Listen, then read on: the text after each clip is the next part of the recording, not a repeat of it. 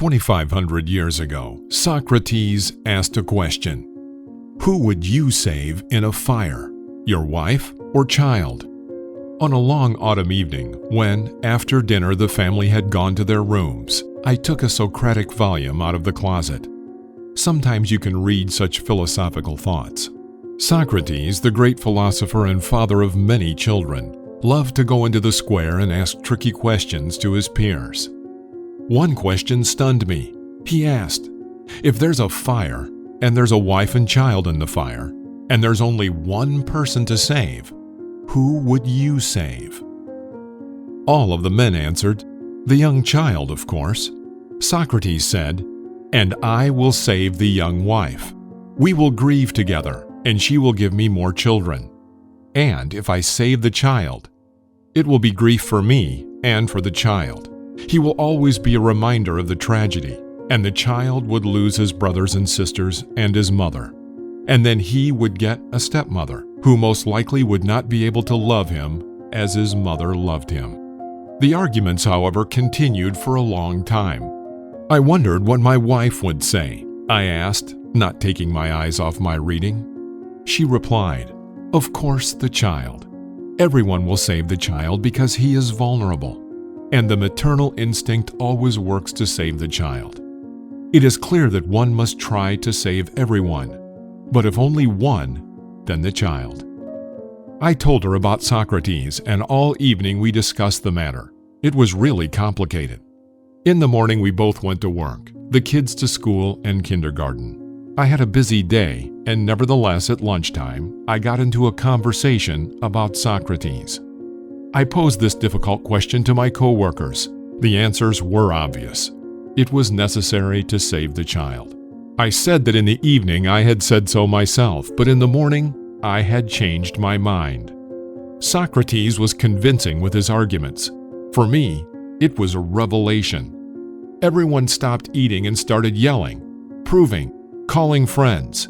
Even people came up from other departments.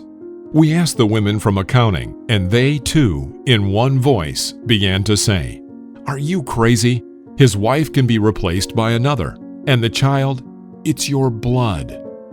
A rescue came in the form of the boss. Finding all the workers absent during working hours, he rushed to the voices and broke up the unauthorized meeting. When I returned to work, I found an older co-worker of mine who had not participated in the debate. He had worked through lunch and didn't talk much at work. What was all the yelling about? Was the bonus canceled?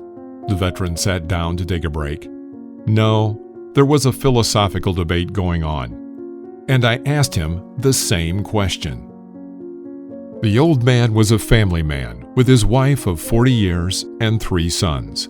He built a house for each of them with his own hands. 5 grandchildren. Everybody loved him. Everybody came to visit. The old man thought to himself, it is clear that everyone chose the child to save. But I would choose my wife. Yes, our parental instinct works to save the child, but children are guests in the family. They grow up and fly away from the nest. Yes, they love me, and I love them too. They come to visit, but every child is a piece of scrap, and I will die with my wife. The old man's wisdom shook me, and I thought, maybe that's why we have so many divorces, because we don't value family properly. Maybe the main thing is not our children, to whom we give everything of value. For their sake, we do everything. I've learned that happiness is when parents appreciate each other. That's paramount. Then the children will appreciate their parents. Most people have never read Socrates and are unlikely to do so. Many have no wisdom at all. Parental instinct is always a factor. But it's a double-edged sword. The choice is very, very hard. The question will always be relevant. There are husbands you don't want to choose. There are brothers you don't want to know. And a child is always a family member, no matter what they are. That's life, and it's a hard choice to make. Because husbands go to other women.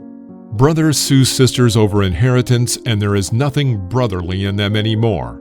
And sons very often leave old mothers alone to live and die. Except all the same, the mother will choose the child. And how to act wisely here? No one knows. This is a Socratic question for the ages. Who and how will decide it is his choice? What do you think? What would you do?